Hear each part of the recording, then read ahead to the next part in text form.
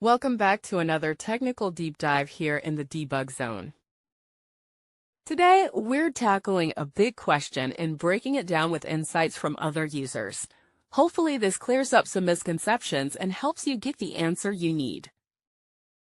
So buckle up, stay a little curious, and let's jump right in.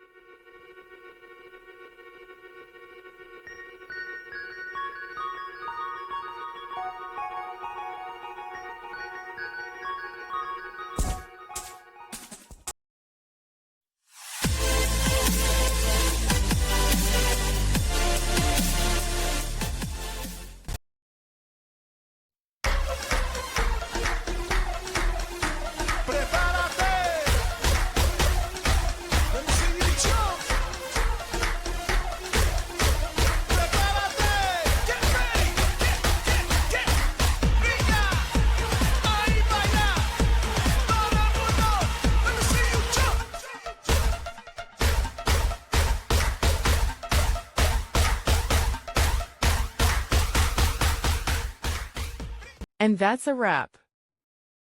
I hope you found the answer you were looking for. If you did, take a second to hit that subscribe button. It really helps out.